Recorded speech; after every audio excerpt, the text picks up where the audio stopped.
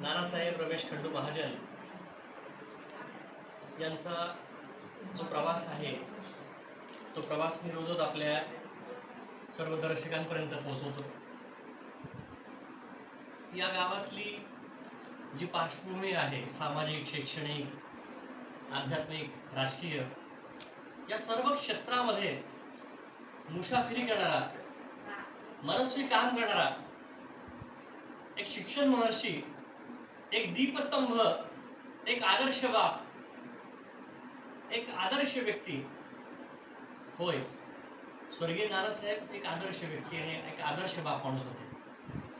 त्यांचं निधन झालंय, गाव सुन्न झालंय, परिवार सुन्न झालाय. एक चांगला हक्काचा बाप माणूस या परिवारातून निघून गेल्यामुळे 6 भावांमधला हा दुवा, एक दुवा निखळलाय. एक मोठी शक्ती लयास गेलीये, मोठी हानी झाली असं म्हणेल कुटुंबाची. दूरदृष्टी कशी असावी, निर्णय क्षमता कशी असावी आणि इतरांना पुढे जाण्यासाठी प्रेरणा देण्यासाठी जी अंतरिम ऊर्जा असते ती ऊर्जा कशी असावी, तर ती नानांच्या ठायी असलेली ऊर्जा असावी, नानांच्या कर्तृत्वासारखी ती ऊर्जा असावी. तर आज परिवारात मी पुन्हा आलोय. गोष्ट एका बापाची ही कविता मी आज सादर करणार आहे. असा मित्र भट्टू महाजन देखील मला भेटलेला आहे.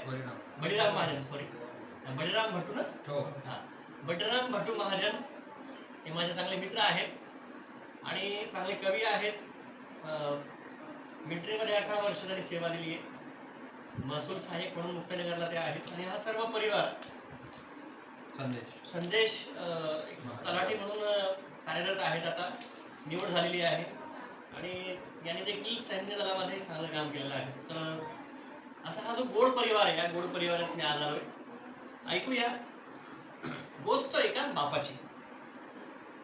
सुन्न झाले घर माझे, सुन्न झाले घर माझे, रुबाब त्याचा घरात नाही. नानांचा एक दरारा आणि रुबाब होता. सुन्न झाले घर माझे, रुबाब त्याचा घरात नाही. रोज आठवतो बाप माझा, तोच आता घरात नाही. बाप असतो मनात माझ्या, स्पर्श त्याचा घरात नाही. रोज आठवतो बाप माझा, तोच आता जगात नाही. मंगल गाणे घरात नाही, मंगल गाणे घरात नाही.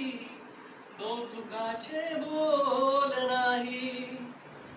रोज आठवतो बाप माझा, तोच आता बोलत नाही. सुन्न झाले घर माझे, रुबाब त्याचा घरात नाही. आवाज त्याचा घरात नाही, हसणे बोलणे त्याचे नाही. रोज आठवतो बाप माझा, तोच आता भेटत नाही. हे घोंगावणारे वादळ घरात नाही, हे मायेचे आभाळ कुठेच नाही. रोज आठवतो बाप माझा, डोळ्यात अश्रूंशिवाय काहीच नाही. सुन्न झाले घर माझे, रुबाब त्याचा घरात नाही. रुबाब त्याचा घरात नाही. पाठीवर मायेचा हात नाही. होय मित्र, नानांनी अनेकदा माझ्या पाठीवर कौतुकाची थाप दिली आहे.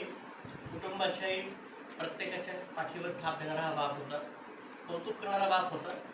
म्हणून मला असं म्हणावंसं वाटतं, पाठीवर मायेचा हात नाही. बाप कधीच मनातून जात नाही.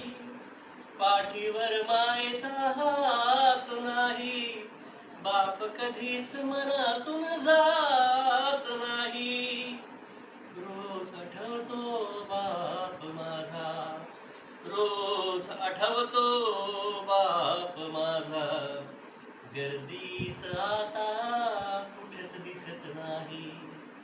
गर्दीत आता कुठेच दिसत नाही, सुन्न झाले घर माझे, रुबाब त्याचा घरात नाही. असा एक दरारा आणि प्रेरणा देणारा हा बाप होता. नानासाहेब, खरंच आय मिस यू.